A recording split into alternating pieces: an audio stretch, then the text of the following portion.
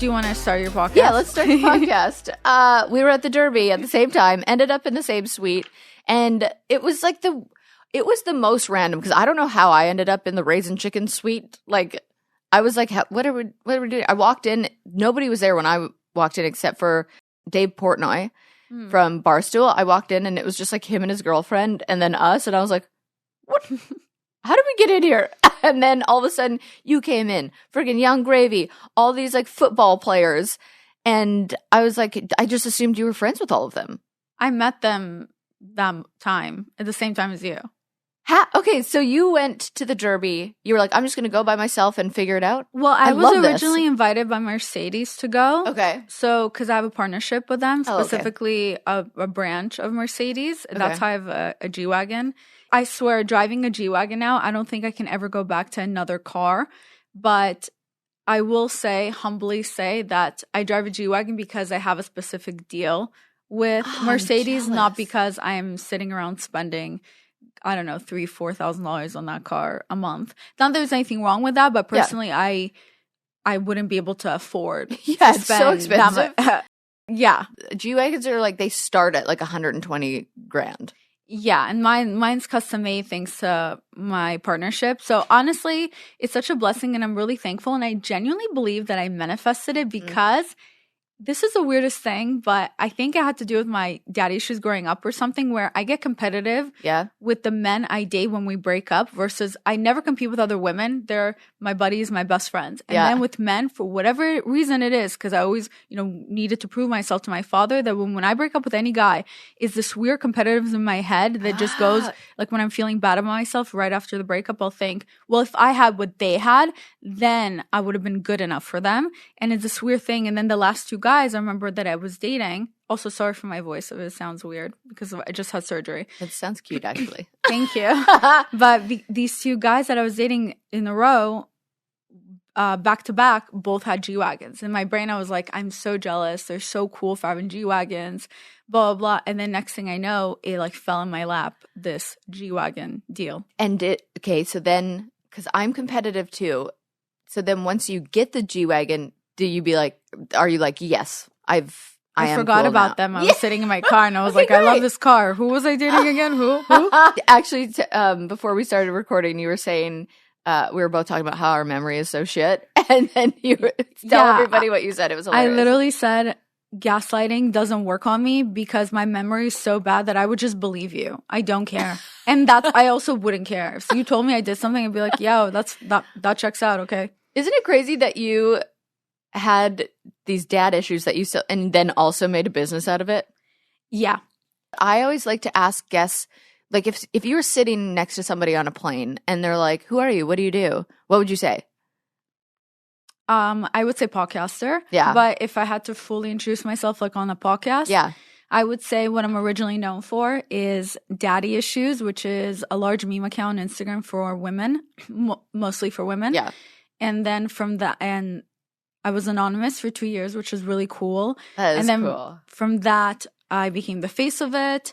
And then ever since then, I also created a podcast, which is more about mental health and lifestyle type of based advice, which hopefully one day you'll come on. I will, I swear. But I swear, and this is not me gaslighting you, I actually think I've done your podcast. No. What? We keep planning it and then it doesn't work. By the way, you guys, it's not a big deal, but here's the funny thing. When people have podcasts, normally they do a podcast swap because it benefits both of them. Yeah. And it benefits more the person that gets to go on someone else's podcast. Yeah. So the funny thing is that I'm just continuously just benefiting from this relationship, but I try to have her benefit from me as well. I'm like, dude, come on my podcast. I have a large podcast. Come on, let's go. And then like the scheduling doesn't work out. I'm like, okay. I actually get annoyed at myself because I overbook. Every time I go to any city, it's always for like 48 hours. And then I just jam pack my schedule with so much shit.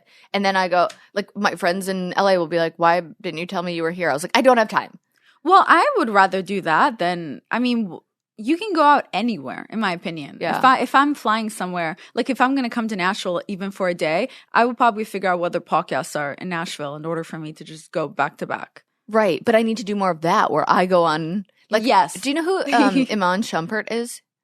No. Okay, so he was a basketball player. He won Dancing with the Stars the year after me. Mm-hmm. I went on his podcast yesterday, and I was like, why don't I do more of this? It's so fun. I love being a guest on people's podcasts. Yes. Yeah. Okay, well, it is really cool. You should try it. You should try it sometime.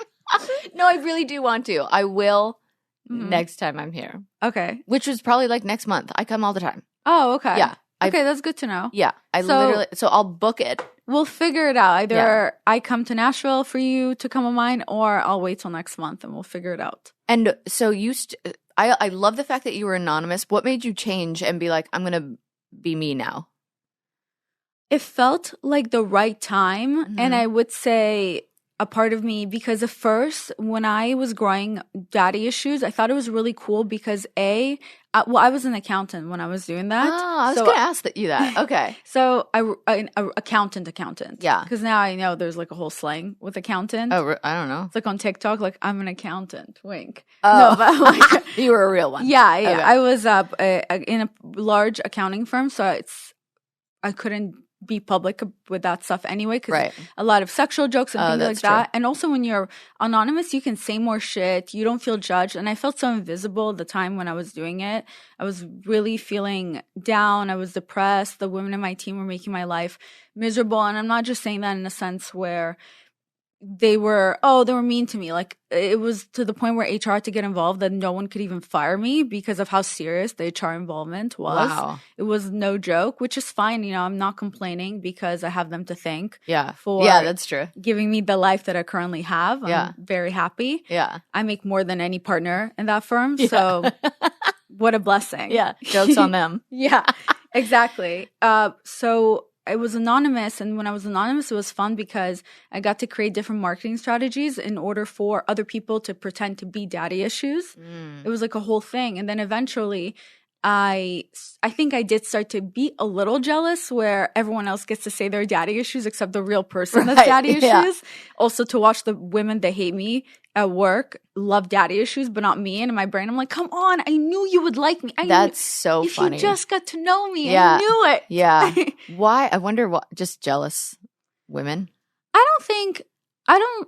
There's a lot of words that I don't like to use. I don't want to say jealous because I can't get in their brain, but I will say people often project their insecurities onto you. So I've learned now, years since I was in my early mid-20s when I started daddy issues, that including myself, when we dislike things about someone else, it's normally traits that we have in ourselves that we don't like, or that we want. Yeah, or something we want. So more often than not, when you walk around thinking everyone hates you, when you walk around hating everyone else, it's from inside. It has nothing to do with the people from the outside. So true. Have you ever read the book, The Mountain That Is You? Wait, I have it, but no, I haven't read it. Oh, it's the first chapter. I was like, oh, this is the most validating, life-changing book ever. Oh, really? Yeah. And it talks a lot about that. Like, it goes through each emotion that people feel and what really that emotion is telling you. And it's just like, I don't know. I listen to it on audiobooks. There's certain books I like to read, and then there's ones I like to listen. This one, I'll just walk the dogs and listen to it, and it's amazing. I think I read it a long time ago, so I should probably get back into it. I recently did loads of research on different books, and I bought a bunch for something I'm working on, just so I can go through it and figure out the structures and the books. So you're writing a book? Can't confirm or deny, but if you're buying books, I'm going to assume. You are smart. I love that. You should absolutely write a book. Like, it feels like the next thing that you should do. Yeah. That's originally why I started podcasts. Really? Mm-hmm. Like that, you felt like my that goal. was... That was my goal in my brain, to write a book. And I said, what's the best strategy if I'm going to write a book? Oh, I know. I'll start with a podcast. Yeah. And that would lead me to write a book. Is your podcast, because you talk about mental health a lot on it, do you find that that's therapy in itself for you? Because, like, if you are so aware that you have these daddy issues, you've made a whole brand out of it, do you ever do, like, inner child work or...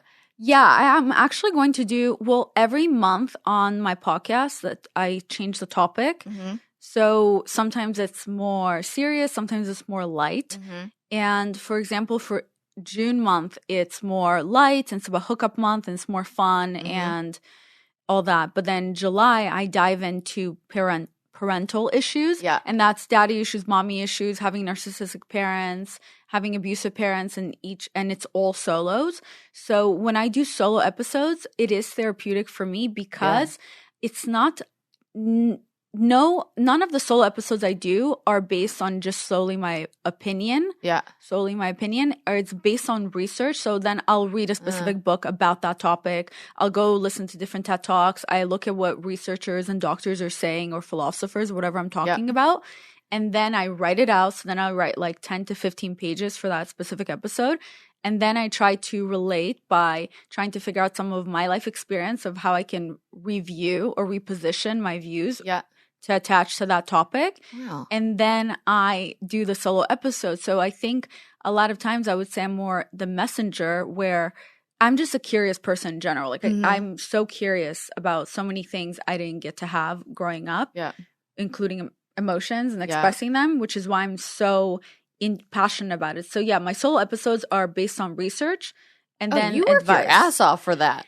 Yeah, but only because it's important for me I'm so curious to understand why something is happening, why I feel the way that I do. And then I get to deliver it to other people. And a lot of times now, people our age, they're not sitting there wanting to hear what a 60, 70-year-old person has to say because they find it boring or it's too long. So I get to then shorten it and make it more fun. And then you still get to learn and study about it in a 20-minute podcast episode. And it's so good because there's not one person on planet Earth that shouldn't listen to a podcast about mental health and learn something about themselves. Right. Like it's not always about mental health. Like I definitely have my fun episodes. I think confession, confession corner. Confession corner. Yeah.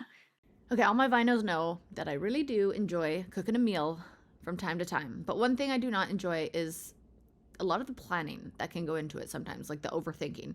It can feel overwhelming. It definitely is not overwhelming with HelloFresh. You get farm fresh, pre-portioned ingredients and seasonal recipes delivered right to your doorstep. Skip the trips to the grocery store and count on HelloFresh to make home cooking easy, fun, and affordable. And that's why it's America's #1 meal kit. So I signed up for the Fit and Wholesome plan for HelloFresh, and I love that I can customize it, whatever it is I'm looking for. I was pescatarian for a long time, and they have so many good options for that, and vegetarian options. So you can even swap proteins and sides to make a recipe just how you like it. I feel like I also get very over cooking the recipes I already know, and I want to try some new things, but it's just kind of intimidating. So that's why I love that they give me new ideas I would have never thought of. And you already know that HelloFresh is more convenient than grocery shopping, but did you know that it's cheaper too? It's also 25% less expensive than takeout. And if you need dinner ready, like right now, look for quick and easy recipes on the HelloFresh menu, including fast and fresh options ready in just 15 minutes or less. Go to HelloFresh.com/Vine16 and use code Vine16 for 16 free meals plus free shipping. That's incredible. That's HelloFresh.com/Vine16 and use code Vine16 for 16 free meals plus free shipping. HelloFresh, America's #1 meal kit. I want to go back to the Derby. Yeah, let's go back to the Derby. Yeah. Do you think it's confidence that you're like, I'm going to go by myself and I'll meet people and go? I think the most fun times is when you don't plan anything out. Yeah. So I think that's where you have the most fun. So I was planning on going with Mercedes. And then last minute, there was some issues with the Airbnb. The guy was kind of being creepy. I don't know. Gosh. And we kept trying to pay the guy, and the guy wasn't taking the money yet. And he's like, oh, we'll figure it out when she gets here. It was really weird. So I reached out to one of my friends who told me he was going to the Derby, my friend Cam. Yeah. And he works with Raising Cane's. So I was like, Nashville Cam. Yes. Yeah. Nashville Cam. Yeah. So I asked, we've been friends for years. Oh, okay. So I asked him if he can help me find a place to stay. Yeah. And I was like, yeah, I'll post or something for it. And then he's like, okay, sure, yeah. And I didn't even know which brand it was or anything like that. He was just like, oh, yeah, okay, I got you a place. You can stay at this hotel. And then he said from Saturday, only Saturday and Sunday. But I arrived, or Friday and Saturday, and I arrived Thursday. So I literally got off the plane. I texted the Mercedes people about the Airbnb, and I'm like, shit, should I go to the Airbnb? I wasn't sure. Yeah. I called the hotel, and I said, hey, do you guys by any chance have a room for me? Because I also wasn't – it's hard for me to trust people when they just say things. Yeah. Because I was like, this feels too easy. Right. And they were like, yeah, we have a room. I was like, when can I check in? They're like, well, it's better if you check in early so you can check in today. And I'm like, oh, okay.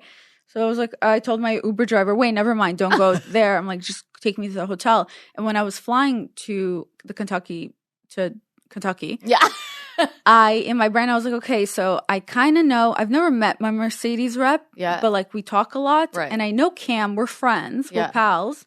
So I kind of know 2 people there. So I think I'll figure it out. Right. That was kind of my process. Yeah, I'm like that too. I love when people I really believe that's why certain people can be successful too, because you're not afraid of like failing or well, what's gonna happen? Someone's gonna be rude to me. Okay, next. Right, like, what do you want me to do? Cry about it? Maybe I will cry about it, and then I'll wipe my tears up. I'm like, I'm in Kentucky, and I planned out really. The thing is, I rarely leave my house. Yeah, I'm always home. So when I get a chance to actually go somewhere, I'm so excited because I get to plan out cute little outfits. Unfortunately, none of my outfits came on time, which was so funny. But then I was lucky enough where House of CB sent me loads of clothes, so it worked out. In the end, in a weird way, because I didn't fully plan it, everything kind of worked out. Yeah, and I had such a wonderful weekend. And when I was in high school, I used to get social anxiety. So then, because I'm so Russian and I'm so hard on myself, I one day sat and I said, okay, Violetta, it's time for you to get over it. So now what are we going to do? I forced myself to start going to parties in high school by myself in order to force myself to socialize. So since high school, I've worked on this thing where I have to talk to people in parties, including being rejected. Wow. Just take it.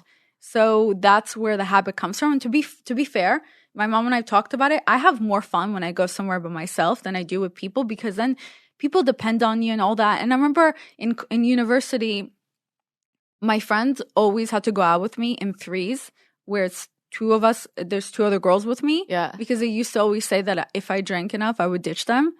Because it became a habit for me to just be independent, just like jump from one group to another. Yeah. That's more fun. I don't like people who depend on me. Yeah, I get that. I think that's so fair. I'm kind of like, I love doing things by myself. I go to movies by myself. I love going for dinner by myself. Are you okay? No. No. Yeah. I just love being alone. Like it's it's a thing. But so Derby. Yeah, we ran into each other. Was it the second day? Yeah, it was. I think so. Yeah, the second day. Okay, yeah. And it was just the most like random group of people. Everyone was so lovely. And then I was listening to your confession corner. What is it? Is that what it is?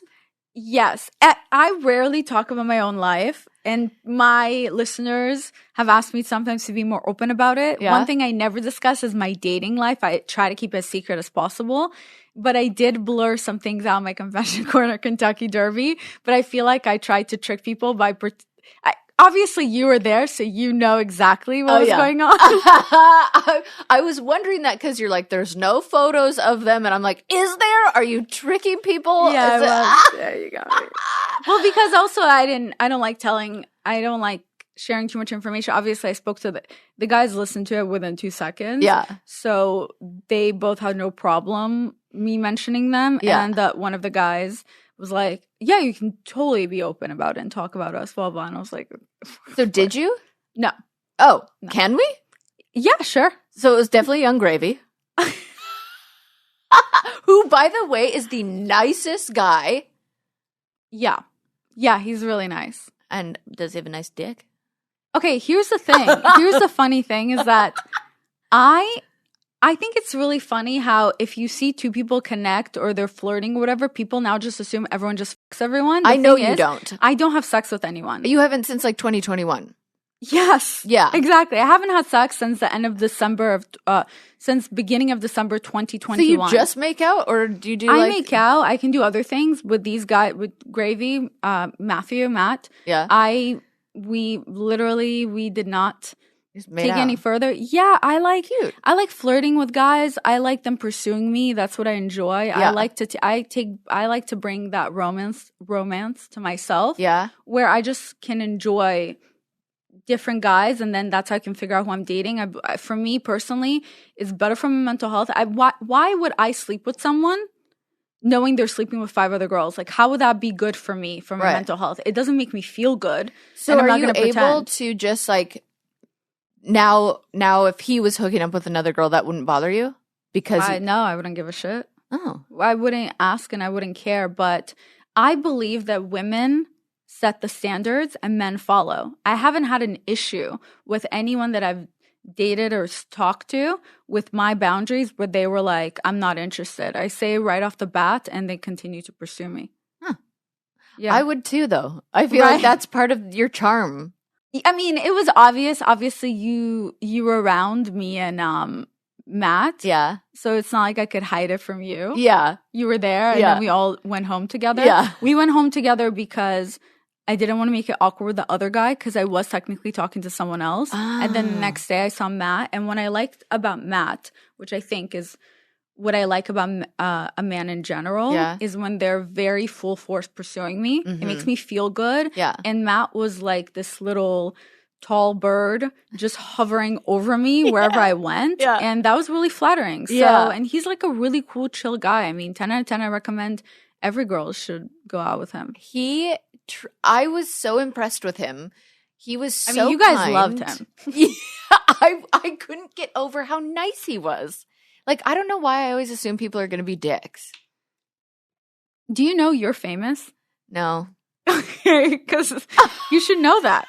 I really don't. You are. So that's so funny when you're like, it's so crazy when like famous people are so nice. It's like, bitch, you're famous. Are you joking? I truly don't think I am. I think I'm just like, I was on a reality show once, so it's like I'm recognizable sometimes. I mean, on a small little franchise. You're part of a small little franchise no one ever heard of. But like, what's the big deal?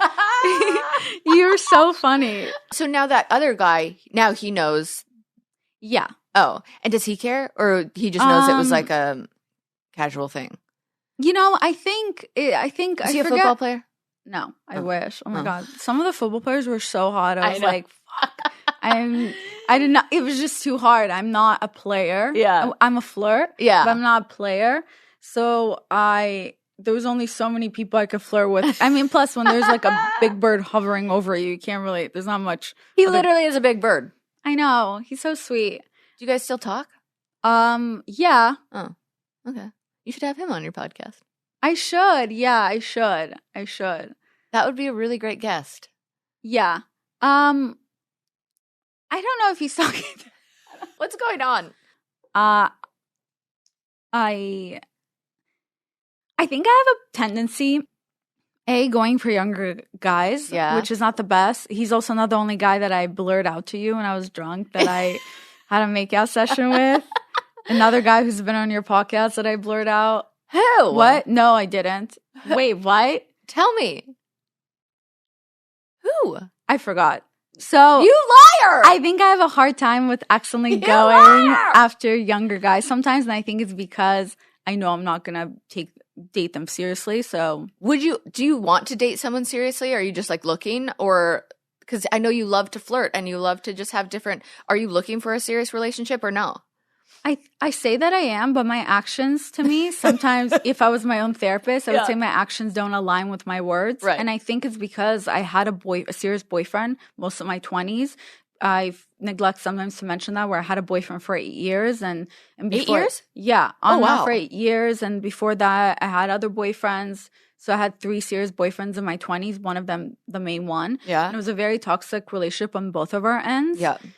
And I think only in my late 20s was I suddenly single, and then I wasn't dating because I was trying to understand what's healthy, what's not. Because I used to think, like, after we ended our relationship, my late 20s, I used to think that starting a fight for fun is foreplay. So I start dating someone and I create a fight just for fun. I'm thinking like, oh, we're gonna and the guy's like, never speak to me again. I'm like, wait, I'm confused. I thought we were role playing. What's happening? I thought this was flirting. Because that's what I was used to. So I had to unlearn that behavior. I had to learn more about myself. And then in my early 30s, which is where I'm at now, is when I finally started dating for the first time, and I got to have fun and to experience. I mean, because when I was dating my boyfriend, one of us was faithful. The other one got to date around and got to find out what they liked. I wasn't that person.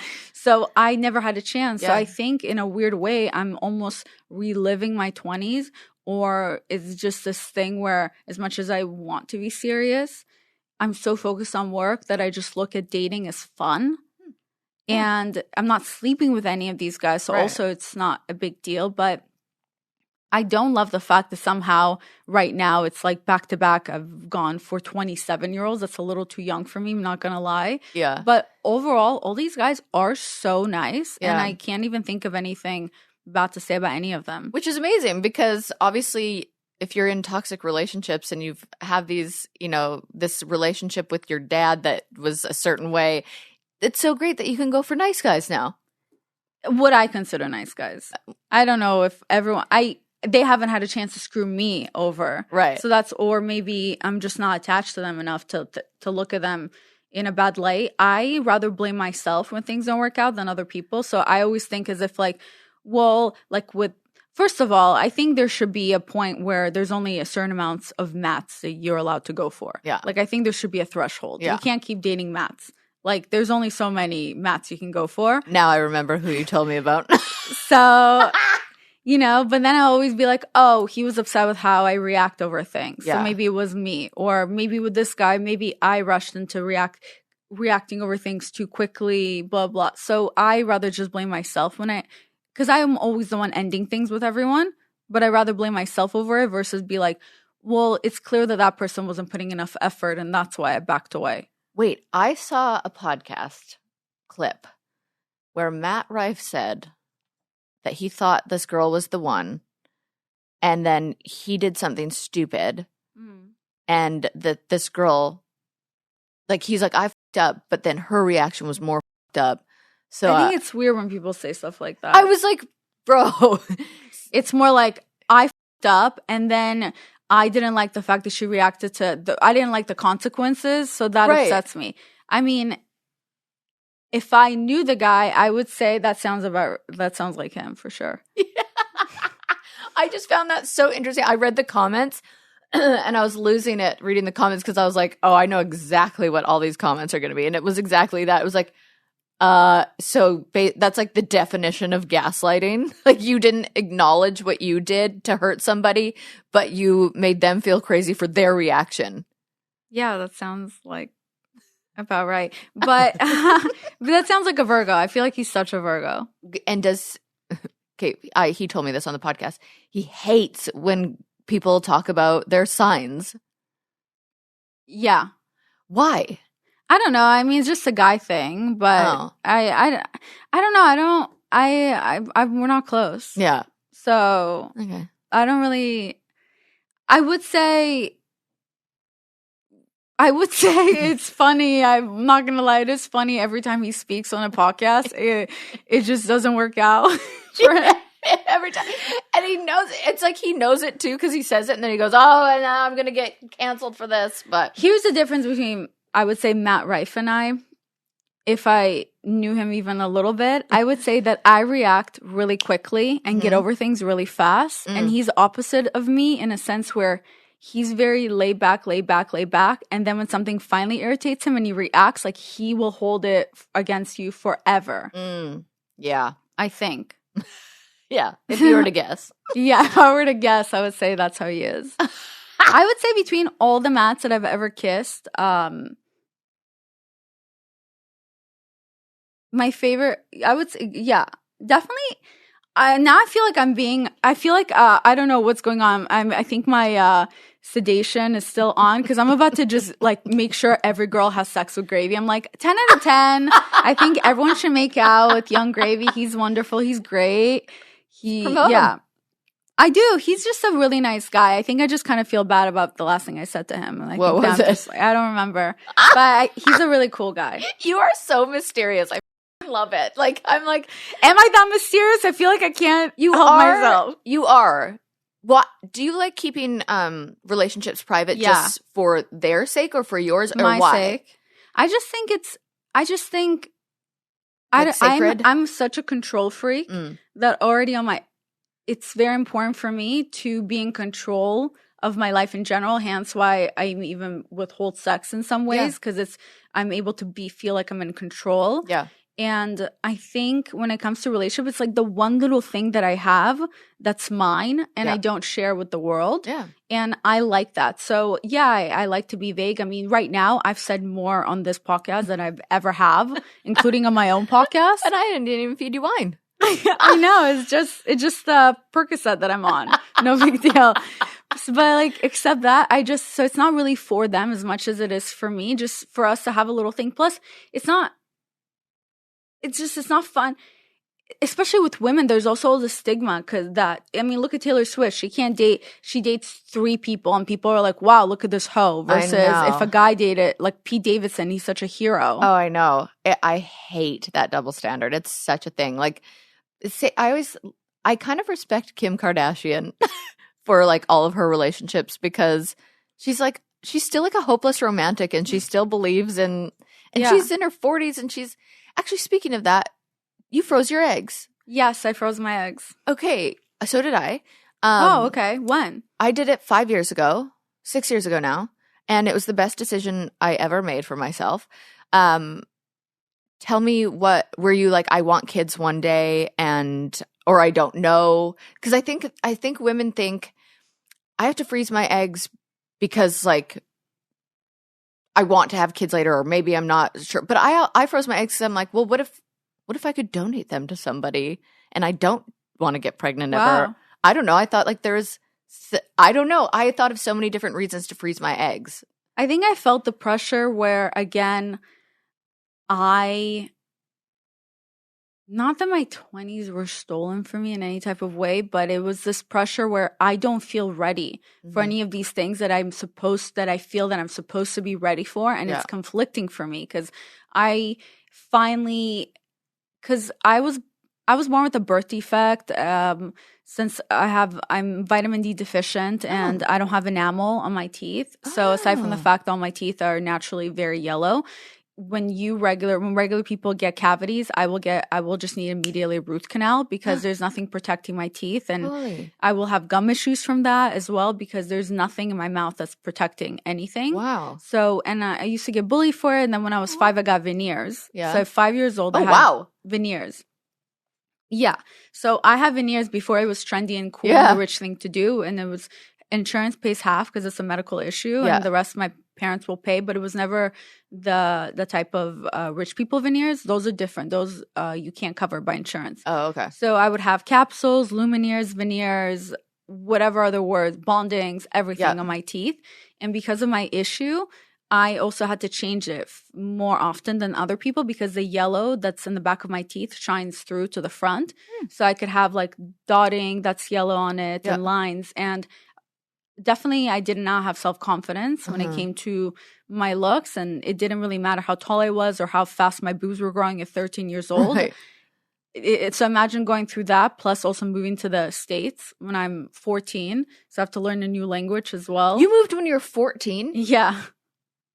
Yeah. From Israel. What? I didn't know that. Yeah. Wow. So that's a lot. It's a lot. So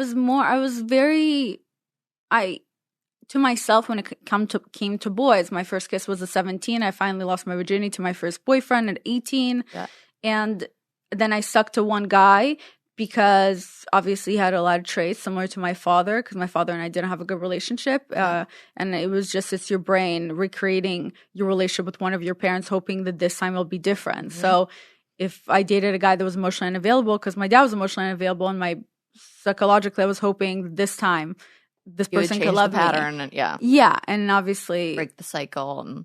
And the cycle has to start with yourself. Right. Blah, blah, blah. Cry me a river. I know. But the point is, when I was anonymous, I still had my type of veneers. And I've always felt insecure about it and not pretty. And then I finally got veneers in my mid-20s, the celebrity veneers, the ones that cost like $40,000, $50,000 to do. I forget, like $2,000 something a tooth. Yeah. Even though I got a really good deal with my dentist, Dr. Daniel Nissan in Beverly Hills, I still had to pay a good amount of money that I earned. Yeah. And And then I was ready to reveal myself, to show who I was.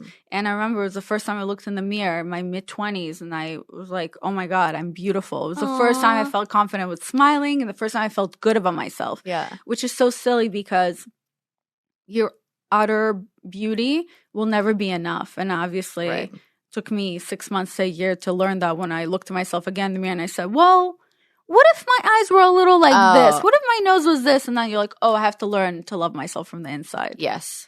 But what I mean I've been is on that journey for a long time. I've only had a few years where I finally felt good about myself. Yeah.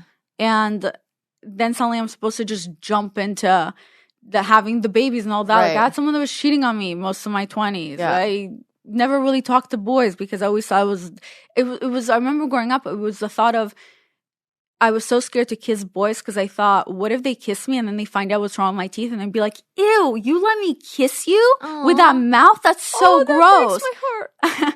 I know, and I know, like, looking back now, it sounds so silly, but as a child, that's how I felt because I felt that I would need to explain to them what's wrong with my teeth. And then what if they thought it's contagious? I don't know. Yeah. So I just felt so disgusting with myself that I just stayed away from boys. When boys in reality, they were like, double D's? Yeah. What are those? You know? She has a mouth? Opposite. I didn't even see that. I have to worry about my mouth because I am negative A.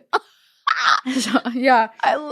I wish I had big boobs. Actually, I love my small boobs, but I go through phases where, like you were just saying, where you look in the mirror and I do it. I can quickly get myself out of it now, but I will still do that. I'll be like, well, maybe my boobs should be bigger. And then I'm like, well, maybe I should get a little more filler in my lips. Like I just go, and then I'm like, okay, shut up. Slap myself in the face and. Yeah, because they'll never be enough. It has to start inside. I'll find something else. So I find that when I'm in a bad place in my life, like if I'm unhappy or I'll focus on my looks. Like there's things people do where like if you are you like control. You have control over it. Yeah, and mine is my look. Some people will do it with like cleaning the house or like putting like things have to be a certain way where I hyper focus on my appearance. And so I now realize when I'm doing it, I'm like, wait, what else is going on inside of me? Good. Yeah. When I got off birth control, I have PCOS. Yeah. Which I didn't realize that I have. Oh my God, do you have male pattern hair growth like me? No, I have estrogen. Oh. I have too much. Okay, so mine has too high estrogen. And when the doctor told me, I said, oh, so does that mean I'm extra feminine and I'm attracting all the men? Say less. And he was like, no, it means you're gaining a lot of weight. Oh, shit. Yeah, and you're going to be highly emotional. And I was like, okay, that's not what I thought it would mean. You're like, damn. Okay, not where I was going with this.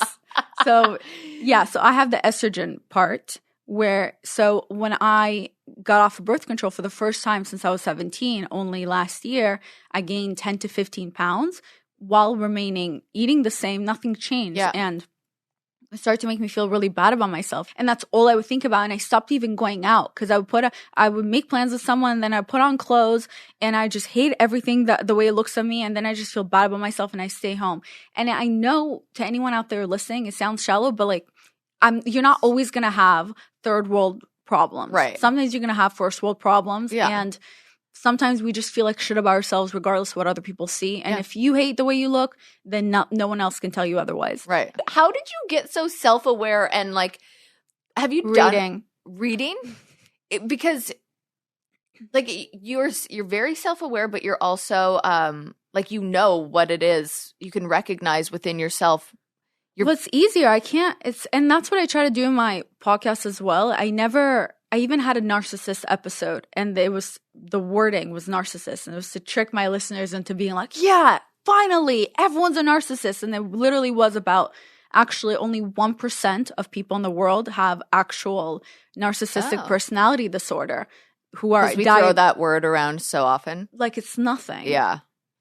So it was to show that some people have high tendencies, narcissistic tendencies, which, by the way, because we are in social media world, we all have those tendencies. I was going to say I probably have tendencies. Well, in entertainment, we have to think of ourselves all the time. So we have a high, but it varies. So I thought, the whole episode ends up being about the fact that you can't control how other people treat you, but you can only control yourself. So if you're saying everyone I date is a narcissist or a cheater, you can't change them, but let's look within. Yeah. Why are you only drawn to those type of people? Yeah. How can we work on ourselves? So my self-awareness comes from where I don't know why people do what they do. Yeah. And I've given up on trying to understand. I do my best to understand, but I can't when I hold things against other people, that's only it's like I'm carrying a backpack and I just keep putting rocks in the backpack and it just gets it just gets heavier and heavier. Yeah. And they're never going to care. Yeah. I can't make someone give a shit about me if they don't want to. But I can figure out why I need so much of their validation, and I can work on myself and I can free myself from those things. So that's why it's important for me to be self-aware, because I can only change myself. Right. I love and so you just do a lot of research on it. You read. I read, I self-reflect. I only have one life, and that is why I genuinely do. I mean, I also have no social cues, which now I understand. I'm so thankful for that, where I can tell sometimes how people feel about me. Really? Yeah, I either ignore it or I genuinely can't tell. Like when I was an accountant, and you get reviewed about your work every 3 to 6 months, and you also get reviewed about your personality. Wow. So in my personality review, it would be like Violeta's too sarcastic. She doesn't know when to stop, but also Violeta doesn't know when to leave the room. Violeta doesn't know when to leave the conversation, because I literally the conversation would end and I don't process it, so I'm just still standing there like, oh, that's it. And I have to be like, cute. Violeta, you can go now, and be like, oh, okay, or like I would say things. Let's say a manager was saying something, but I could feel something else, and I would just verbally say, no, you're lying. That's not true. That's not what you mean. You're saying something differently. And I would think it's so normal because I'm just saying exactly what I'm thinking. Right. People would be like, what? That's not correct. You're not allowed to say that. And be like, I'm confused, but that's what's happening. Yeah. So then I took my weaknesses, whether it was the lack of love for my father growing up or my lack of social cues, whatever it is, and I became curious about it. And that's why I do so much research. I want to better understand. And I think it's so easy to attach little things about ourselves to define ourselves, but I don't like that. I don't think my daddy issues define me. I don't think my lack of social cues define me. I don't think having ADHD defines me. I don't think my birth defect defines me. We're so many different things, and you're allowed to change every single day. So I don't like when we attach little things to other people. Like, for example, when you say someone's a narcissist, then you're giving them too much credit, because then you're telling yourself that they couldn't help themselves but treat you like shit because they're a narcissist. Because narcissists, a real one, has lack of empathy. Yeah. Versus admitting to yourself that person's actually choosing to be a dick to you. They're choosing to be an asshole. They're choosing not to care about you, which is so much worse. So I'd rather not put labels on people and just take it at face value. They're just a shitty person. Let's talk about shitty people. Yeah. Reddit. Because you read people's confessions on Reddit sometimes and on your podcast, and then I got wondering, do you ever read what people say about you on Reddit? I have, and I regret it. Yeah. But because then I'm like, I saw this video. Actually, let me just play it for you quickly because it's quick. And I was like, is it about me? No. Oh, thank God. I was like, oh my God. Could you imagine? I just pull up a video of like people no, it's this. And I want people to hear it too because I love it. Walk up to you and say, "F your blue hair." What would you say? I don't have blue hair. Yeah. Would you be affected by it? Say I go on a full rant like, "Do you see this guy's blue hair? What shitty blue hair, you loser with your blue hair." You're not going to be affected. You're like, I don't have blue hair. That's what happens when you let go. Someone could say, "You suck." They could disapprove. "You're not good enough." It would affect you the same as, "Well, I am good enough. Why? I don't have blue hair." And I love that. So I try and think about that with trolls because I'm like, I know I'm not a shitty person. I know I'm not a fucking loser for not being married yet because I've been engaged for 2 years, and you could sit there on Reddit and like do a whole thread about what a loser I am because of that. And I'm like, but I know I'm not. People only affect you. Words can only hurt you when you believe there's a little bit of meaning to it. Totally. And that's the truth, including when people sometimes, most of the time I don't get upset if someone shit talks me. Yeah. Talks shit about me.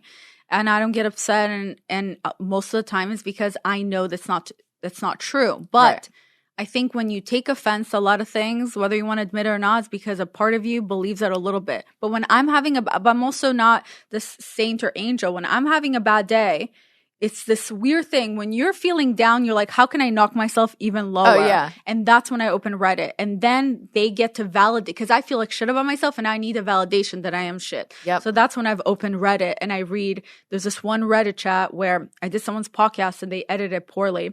Oh, no. It's fine. I got over it. But, I was already having a bad week and I was already stressed. And then, of course, I opened the Reddit chat and it was just hate comment after hate comment after hate comment. And, it got to me and I got really upset. And then I went off on one of the hosts from the podcast, blaming them for that. Yeah. And I said, how could you not have my back? You guys are making me look so bad. I'm not going to promote that podcast, blah, blah. And I went off on him because I need an outlet now. Yep. Like, they made me angry. Now I'm angry. I need an outlet to go angry. The poor guy didn't do anything wrong. Like, he's just the host. He's not editing the podcast just because I'm my own podcast producer. Like, I knew it wasn't his fault. I just didn't want to go off on the girl, so I just went off on him. The poor guy ruined his day. And it was all because some hateful comments of people who don't know me. Yeah. But I was like, why couldn't they give me a chance? They're so wrong, because they were calling me VAP and all these things. And it was like, I couldn't win with them. And I'm like, it was because I felt bad about myself and I needed the validation that I am shit. And they got to validate that for me. Did you used to be a piece of shit? Oh, yeah. Slick back hair, white bathing suit, sloppy steaks, white couch. You would have not liked me back then. We call that on this podcast shopping for pain. When you feel like you're already down on yourself, you're like, then you go looking for it to validate. I do the exact same thing. And so now I've had to, do a lot of work around that, where if I'm having a bad day, and like I said, if I'm in a bad place, I start picking apart my looks. Then I'll see something like I went to the Sports Illustrated party and I'm like with the 0.01% of the most perfect looking human beings. And then I did a video on the red carpet and they post it and I'm like, I know I hate what I look like in this video. I think I'm disgusting. I started going off and I went to go read the comments because I knew all the comments were going to be like, whoa, she looks old or she looks rough. And I immediately was like, you're shopping, Kaitlyn. You're shopping. Don't go shopping. One time I accidentally got in some random love triangle with, I forgot the guy's name, Taylor or something from one of the Bachelors. Oh, Tyler Cameron? Yeah, and they and which wasn't the case at all, but they put me in a love triangle with him, Gigi Hadid, and Hannah. And then they put the ugliest photo of me, and I was like, don't do it. And of course, I opened Reddit, and everyone's like, how do you go from that to her? Oh, and I hate it. And I was like, Mom, they're so mean. My mom was like, Violetta, Gigi Hadid never went to college like you. You're so smart, okay?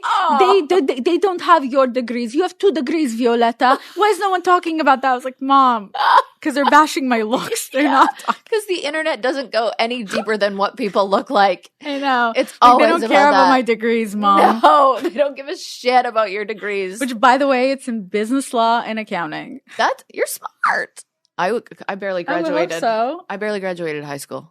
And you're doing just fine. And I'm doing fine.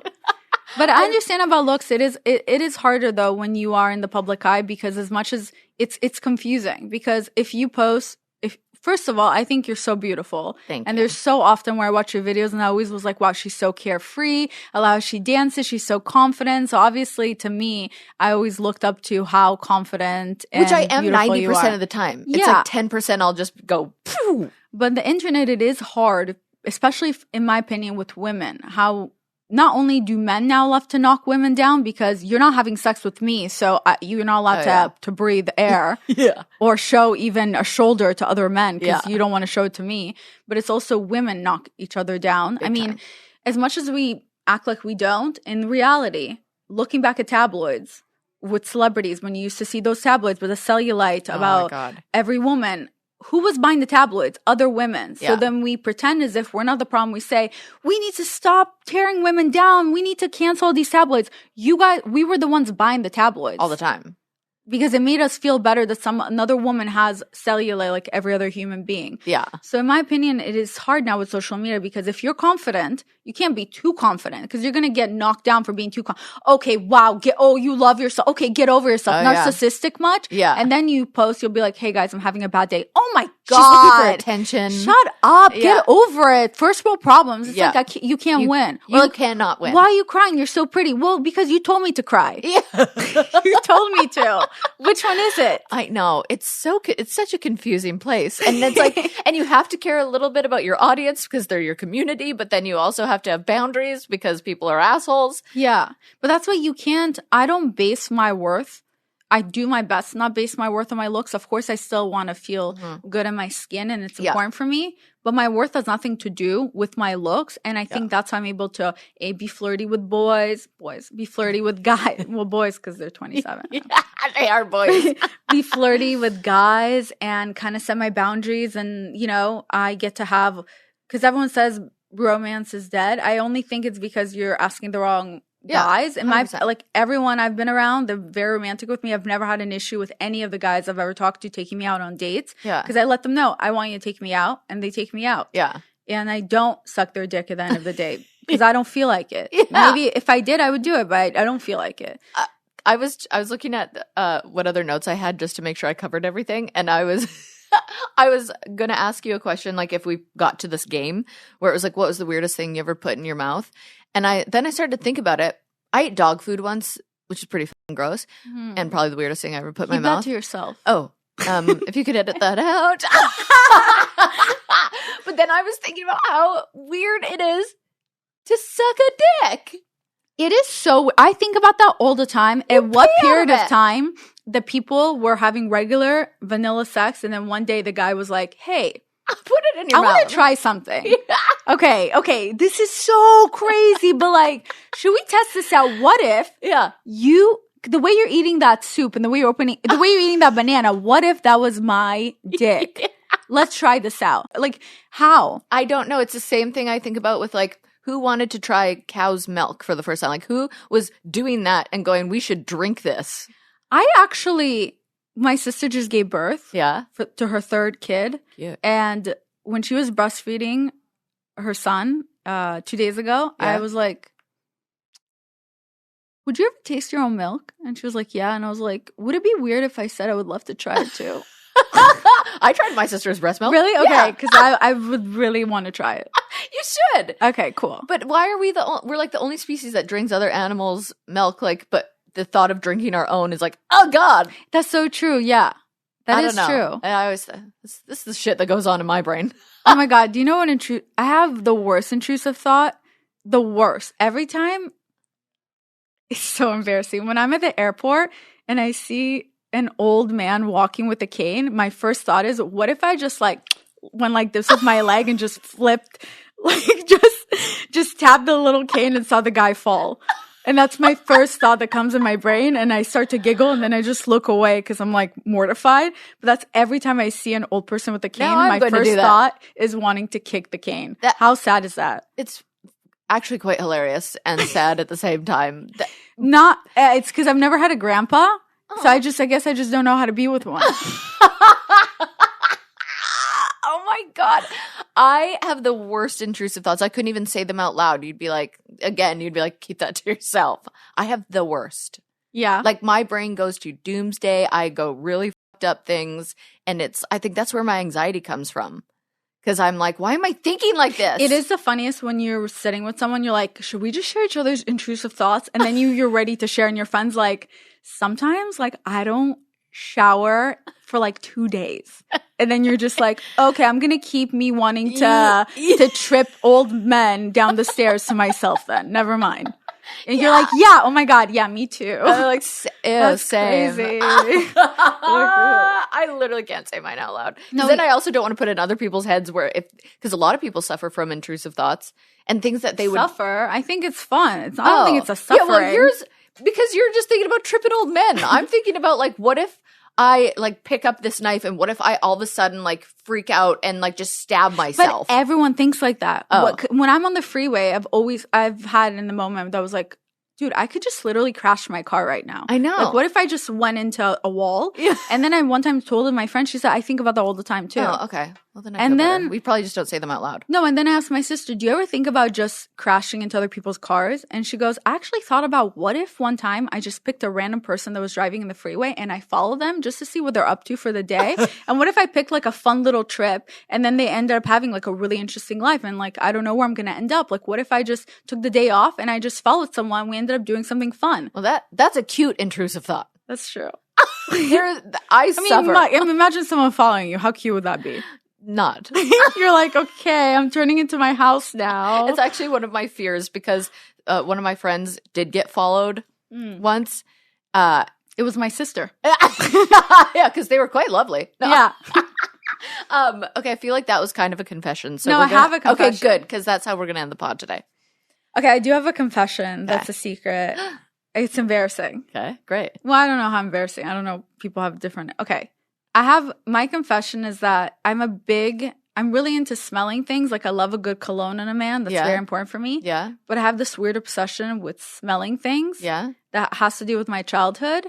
Because everything goes back to your childhood. But I love the smell of sweat. Oh. So, because I have a problem actually sweating. I think I'm constantly just dehydrated. Yeah. So, but if you take Adderall, sometimes with your Adderall, I don't know how to explain it, you'll get a special type of sweating. Like you'll actually sweat if you move too much. Yeah. And I get so excited when I'm finally sweating. And then I'll just be like, and I love to smell myself. And then I actually love smelling sweat of the people that I date. Like I love their BO. And like I would want to sniff their like armpit. And it's so embarrassing and gross that I love BO. And it's all goes back to when I was growing up, my dad wasn't around because he would sail a lot. Yeah. So he would be away for 3 months, back home for 1 month. So during my first 13, 14 years living with him, where he was only around for 4 months of the year, I didn't really get to know him. But when my dad would be around, his love language growing up was acts of service, yeah. Which is, the love language your love language as an adult is a love language you didn't get as a child. Whoa. Meaning his father was a drunk who wasn't there. So my dad love language became acts of service. My love language as an adult is words of affirmation and touch because it's two things I didn't get to have as a child. But anyway, that's for another time. But anyway, so when my dad would be home for that month, he would fix everything. That was his way to show love. He wouldn't really talk to me, but he'd fix everything. Yeah. And my dad is allergic to most deodorants and colognes and all that. So you could smell his BO. And that was the only way I could remember my dad, where I would walk into a room and I smelled his BO. And it was a way to attach love to that smell. Because I'm like, Dad's home. And it like made me feel love. Aww. So now, as an adult, I like the smell of BO because it somehow attaches to love. At first I was like judging you a bit, but now I just want to give you a hug. Yes, I like a good BO in a guy. Oh my God. I kind of get that part because when you like actually are so attracted to somebody, I feel like it's kind of the same thing as like men are attracted to pheromones like that come out of the top of your head. Really? Yes. And I feel like that's kind of similar maybe. I don't know, but at least it doesn't bother me. I could get grossed out, but no, it doesn't bother me. In fact, I love it. On. I encourage it. Yeah. That's amazing. We could just be sweating together. I'm just like, you're like a little dog. All the scent. That's so funny. Well, now I'm not going to be insecure about how I smell today. No. Oh, because I didn't shower. Perfect. In fact, so my confession is not that great, but I went out the other night and I ate so much Italian food, like overdid it, felt sick, continued to drink, got home and ordered McDonald's, ate so much McDonald's before I went to bed. Middle of the night, I wake up, I'm so thirsty and I got hungry, ate fries out of the bag in the middle of the night and chugged a Diet Dr. Pepper. Wait, that is so funny. I woke up in the middle of the night and had cold fries that had cheese on it and drank a Mexican Coke. Oh my God. Twins. We're the same. Yeah. And then I felt really sick. Yeah, it didn't. I mean, the next day I was like, not only do I physically feel ill, but I'm also judging myself for like where does that go? How did I eat that much food? Well, it comes out. Well, it didn't. Hasn't. Oh. Okay. It's going to be a good one when it does. So, okay, I'm out of here. Thank you so much for coming on the pod. Tell everyone where they can listen to your podcast and find you, all the good stuff. Perfect. So, please tell her to come on my podcast. I'm going to. Okay, cool. You can find my podcast, Almost Adulting. It's on every Tuesday and Thursday. Fun, short episodes on Tuesdays, and then more serious episodes on Thursdays. Loads of solo episodes. You can find it on Spotify, Apple, and actually YouTube now as well. Nice. And you can find me at Violet Benson on Instagram and at daddyissues_ on my meme page. It's so funny. Oh, thank you so much. You're a real one. I like it. Thank you. Thanks for having me. Bye. Toodles. I'm Kaitlyn Bristowe. I'll see you next Tuesday. See you next Tuesday.